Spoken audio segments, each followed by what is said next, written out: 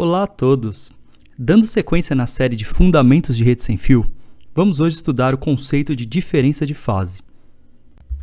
Conforme já estudamos, podemos representar uma onda eletromagnética através de um sinal senoidal periódico. Sendo periódico, é então algo cíclico, que se repete. Vamos utilizar uma analogia com o ponteiro de um relógio para ilustrar este conceito. Temos então um relógio cujo ponteiro se move no sentido anti-horário, conforme ilustrado pela seta na cor vermelha. Inicialmente, o ponteiro está na posição de 0 graus e faz um ciclo completo até completar 360 graus. De forma análoga a este exemplo, um sinal senoidal periódico pode ter o seu início com amplitude 0, em 0 graus, atingir o seu ponto de amplitude máxima em 90 graus, ou seja, 1/4 de ciclo, atingir 0 em 180 graus, depois amplitude mínima em 270 graus e voltar para 0 em 360 graus. É também comum fazer a representação de unidades angulares na unidade de radianos, ou seja, indo de 0 a 2π radianos, conforme ilustrado. Agora nosso relógio tem dois ponteiros, que serão representados posteriormente por dois sinais.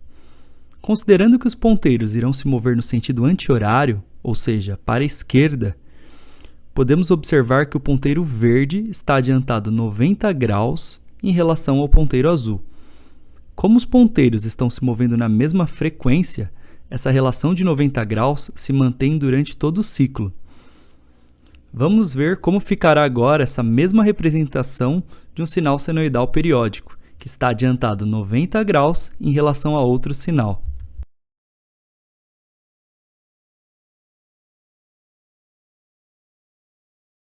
Olhando essa imagem, qual o sinal que parece que está adiantado?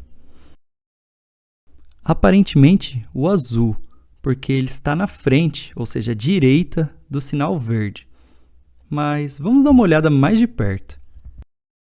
Quando o sinal azul está em 0 graus, o sinal verde já está em 90 graus. Em um momento posterior, o sinal azul chega em 90 graus e o sinal verde já está em 180 graus, ou seja, 90 graus à frente. Depois o azul está em 180 e o verde já em 270, ou seja, o verde sempre está 90 graus à frente. Podemos então dizer que os sinais possuem uma diferença de fase de 90 graus. De forma visual, a impressão que temos ao adiantar o sinal verde é que estamos movendo o sinal para a esquerda. Se representarmos o eixo horizontal como tempo, fica mais fácil visualizar que o sinal verde está adiantado em relação ao sinal azul. Neste outro exemplo, temos a diferença de fase de 180 graus entre os sinais. Sempre que a diferença de fase entre os dois sinais for maior que 0, podemos afirmar que os sinais estão fora de fase. Para que um sinal esteja em fase, os seus picos e vales devem acontecer no mesmo tempo. Os sinais representados nesta figura estão em fase. Os seus pontos de pico e vale acontecem juntos, no mesmo tempo.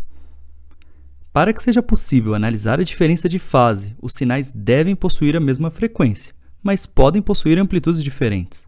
Neste exemplo, pode-se perceber que a amplitude do sinal na cor verde é maior que a amplitude do sinal na cor azul.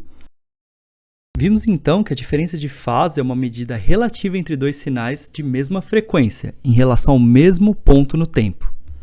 Vamos utilizar esses conceitos no estudo de interferências destrutivas, construtivas. Vamos utilizar também no estudo de modulação, que vamos ver que através da manipulação de algumas características de um sinal, e uma delas é a diferença de fase entre sinais, nós podemos fazer a inserção de informação nos sinais. Também vamos ver algumas técnicas de transmissão, como por exemplo o beamforming, e também a utilização em algumas outras tecnologias, como por exemplo o Multi-User MIMO. Espero que tenham gostado. Caso não sejam inscritos e tenham interesse em continuar acompanhando o conteúdo, peço por favor que se inscrevam. Considerem também a possibilidade de compartilhar o conteúdo com pessoas interessadas no assunto. Muito obrigado!